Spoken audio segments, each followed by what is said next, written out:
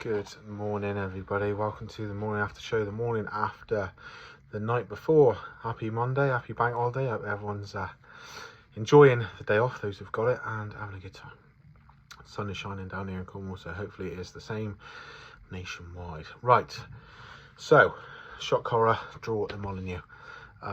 More often than not, it's a 1-1 draw at the Molyneux against Wolverhampton Wanderers, and so it proved yesterday. A quick look at the starting lineups to begin with. There was a shock as Bruno Guimaraes was not included. Now, I half jokingly put on one of the Facebook groups saying, look, I've got a nagging feeling that he hasn't been included because he's going to be off to Real Madrid or something like that. And most people said, look, you're mad, don't worry about it. But there's a few who took offence to it because it's not a positive mind frame and give your head a wobble and all that sort of stuff. So I'm so sorry I offended you. Don't care. Anyway, I think it's because of having 14 years of Mike Ashley and those sort of underhanded deals and saying one thing and delivering another has probably left me a little bit sceptical. However, Bruno didn't play, that's the long and short of that. So we had Nick Pope in goal, a flat back four of Dan Burn left back, Sven Botman, Fabian Schär and Kieran Trippier. I was a little bit surprised Matt Target didn't start because he did get half a game against Tranmere. However, I'll be totally honest, against Tranmere he wasn't very good. So, well, not to his usual high standards. So perhaps they just wanted to give him one more game of coming off the bench, which he did. And I'm sure he will start against Liverpool. However, so there's your defence.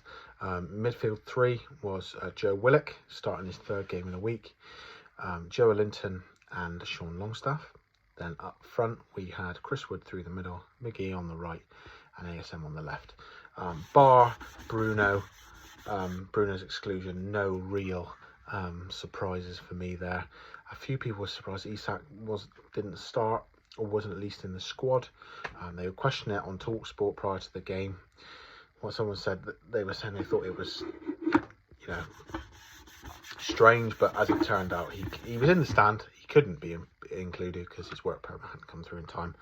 Now, I'm sure, even though it's a bank holiday weekend, I'm sure that'll be finalised come Tuesday, Wednesday.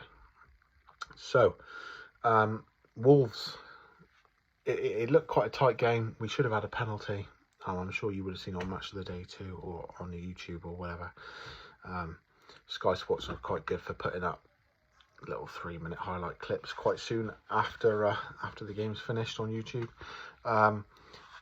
We should have had a pen. It was a bit of a ricochet in the box, and it cultivated in Sean Longstaff taking the ball on the edge of the box, and he was pulled back. It was quite an obvious shirt pull, very obvious, I thought, and VAR apparently looked at it. I don't think they could have properly, else they would have given a pen. Unless it was one of those that they perhaps would have been happy to give outside the box for a free kick, but not a penalty inside. Anyway, that sequence of events ended in Joe Willock having a glorious opportunity to score.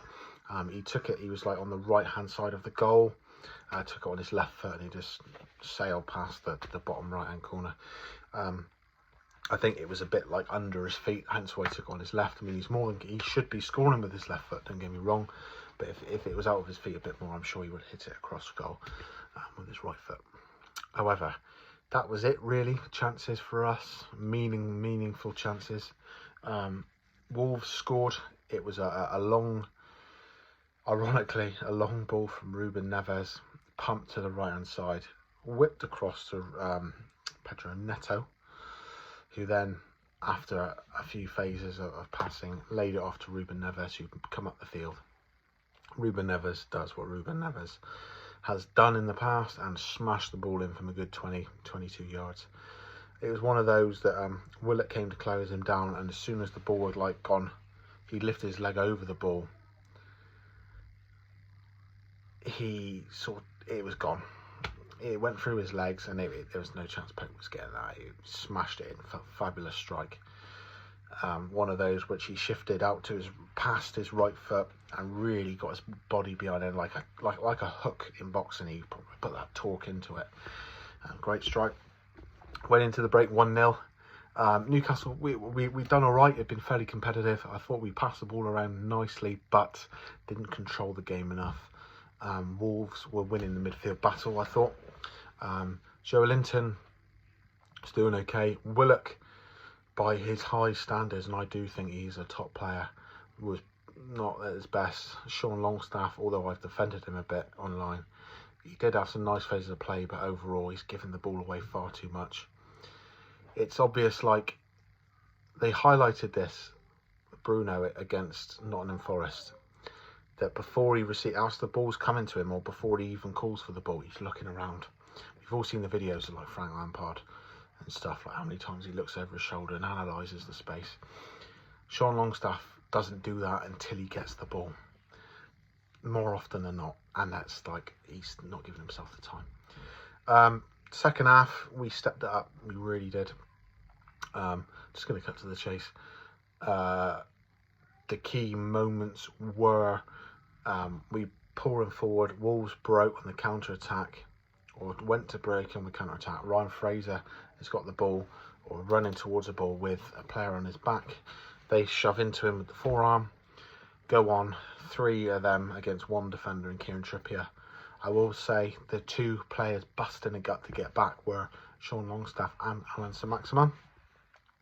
However, didn't get there in time, and the ball was put in. VAR checked it, rightly so. It was deemed as a foul. Good. Then we had what happened? Then obviously the goal. Elliot Anderson was one of the substitutes. I thought he looked bright. Over the top ball into the corner for Jacob Murphy. Murphy is fast. We know what he's like a dog. At times he will chase anything. Diligent, hard-working player. Chases the ball down, loses it, but puts pressure on Huang, I think it was, who pumps the ball into the air. Not a great clearance, and as it falls out the sky, a bit like Paul Scholes against Villa in 2006, Alan Saint-Maximin hits it on the volley, first time. Oh my God, but side foot controlled, whips it up and down into the bottom corner. Oh, the best, like, first time strike Newcastle goal I can remember in a long time. Fantastic goal, fabulous goal. That was in the 90th minute, and there was 8 minutes of added time due to the VAR check for the goal and other various fouls and stuff. In that time, Alan Saint-Maximin was released again down the right hand side. He's taken on Nelson Semedo, who, despite getting a yellow card early on in the game, is marshalled ASM fairly well.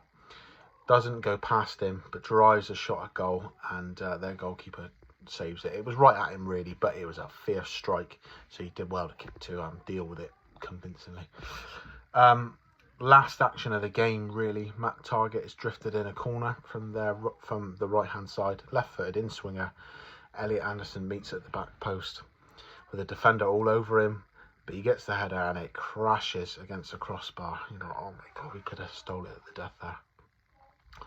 So, negatives, midfield, Sean Longstaff was exposed a bit. ASM wasn't as good as he was against City, but that goal, if you haven't seen it, oh, incredible. All in all, I think a draw is a fair result. We could have nicked it, but a draw, I've always said, a draw away from home is never a bad result really, unless you've like had 53 shots and 52 on target and had 10 penalties or something silly like that. I always take a draw away from home in the Premier League. Hopefully Bruno will be fit, ready for Wednesday. A lot of people have said, and I imagine he had a slight niggle, and Eddie's gone, do you know what, no disrespect to Wolves, we can probably afford not to risk you for Wolves, because he is our key man. We need you fit and firing, ready to rock and roll for Liverpool. We've got enough central midfield cover. Sean Longstaff and Elliot Anderson. Matt Ritchie can do a job in the centre midfield as well. Should we need it, Miggy can come in field too. So, yes, injury concerns. It's just the Bruno one. ASM went off holding his hamstring as well. I saw online that apparently he's a doubt, but we don't know. We know what rumours are like in Newcastle and with Newcastle United, so hopefully it's going to be a case of he's okay because Bournemouth were terrible on Saturday against Liverpool, don't get me wrong. However, Liverpool's tails are up now. We haven't got Callum Wilson. Chris Wood wasn't great against Wolves, I'll be honest. He was absent. You thought a physical game would have been right up his street. However, they weren't. They were rushing balls into the box. Miggy, you can never rely on for crosses because when he's down the right, because as great as he's playing, he always comes inside. Dithers comes inside, which gives time. You can't time the runs. Ironic that Fraser came on as Wood went off. Would have been a perfect foil. But Chris Wood might fancy it if he's going to start to try and rough Van Dijk up a bit, really get in amongst it. Well, we might see a start for Alexander Isak. I imagine it's going to be Chris Wood, which disrupts our rhythm a little bit. Because as much as I like him, he's not a Callum Wilson, and that team is geared to play towards a Callum Wilson way, or a style that suits Callum Wilson. However, optimism. Our defence is playing well.